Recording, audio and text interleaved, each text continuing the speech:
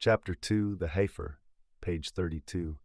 Say anyone who is an enemy of Gabriel, who by God's leave has brought down to your heart the Quran, fulfilling that predictions about the last prophet in the earlier revelations, which precedes it, and is a guidance and good news for the faithful.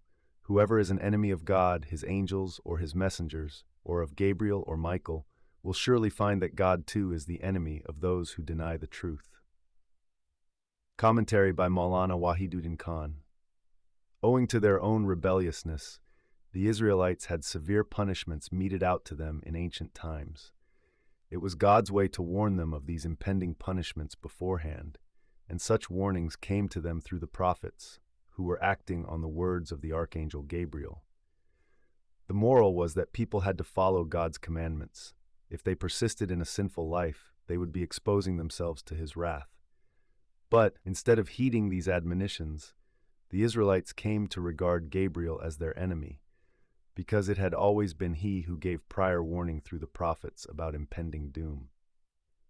Consequently, when the Prophet Muhammad proclaimed that he was receiving his revelation through Gabriel, they said, "So, it is our old enemy Gabriel, who always brings commands from heaven against us."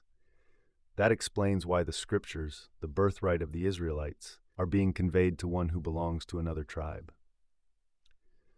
Now angels, being the rarefied creatures that they are, do not hold grudges against ordinary mortals. They descend to earth only by divine command in order to carry out the tasks assigned to them by their Creator, in this case, the revelation of the scriptures to the prophet whom God himself had chosen.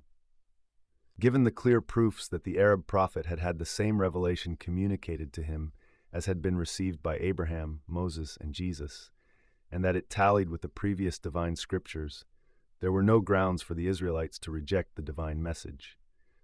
Their negative reaction was the result of their having led insincere, unrestricted lives, which had become dominated by self-interest, empty convention, and racial prejudice. Religion had been adhered to only on a superficial level, just to keep up the pretense that the Israelites were, in fact, faithfully treading the path of God. Chapter 2, the Heifer, page 33. We have sent down clear signs to you, and no one will reject them except the wicked. Why is it that, whenever they make a covenant, some of them cast it aside? Most of them do not believe. Whenever a messenger from God has come to them, fulfilling that predictions which they already had, some of those to whom the book was given have cast off the book of God behind their backs, as if they had no knowledge. Commentary from Maulana Wahiduddin Khan. Perversion sets in the people of the book for just one reason. They come to believe that by uttering mere words, or by performing lifeless rituals, they will be able to earn salvation, but salvation can be earned only by performing righteous actions. During this stage of decline, superstition comes to be more highly regarded than actual good deeds. People begin to expect mysterious kinds of results or benefits by performing senseless rituals.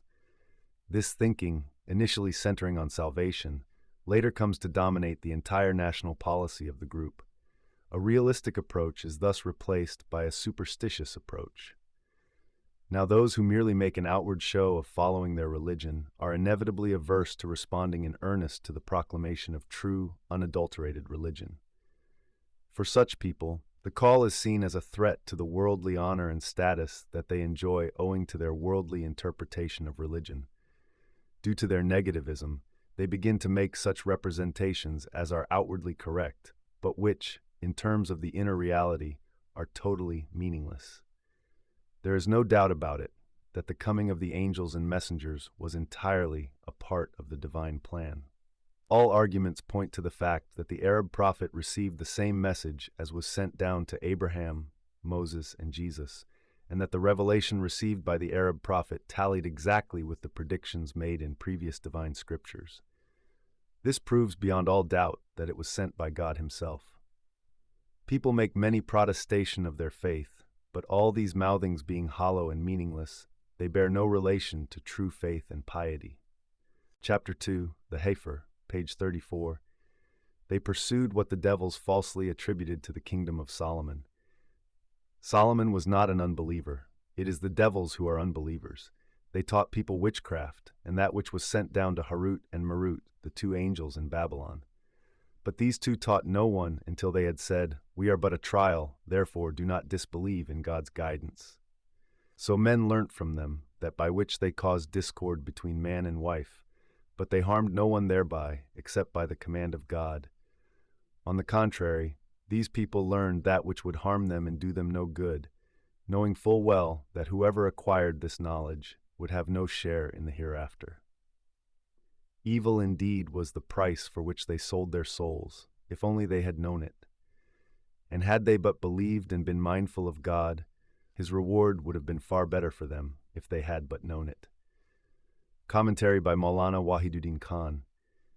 When superstition and apathy set in the declining Jewish race, certain individuals exploited this tendency in order to make commercial gains by providing success seekers with magical prescriptions. To make their business flourish, these unscrupulous profiteers attributed their art to Solomon, saying that the extraordinary powers he exercised over the spirits and winds were, in fact, based on his knowledge of magic, and claimed that this knowledge had been passed on to them by the spirits. This claim to authority accounted in great measure for the rapid spread of sorcery, which soon developed into a highly popular art among the Jews.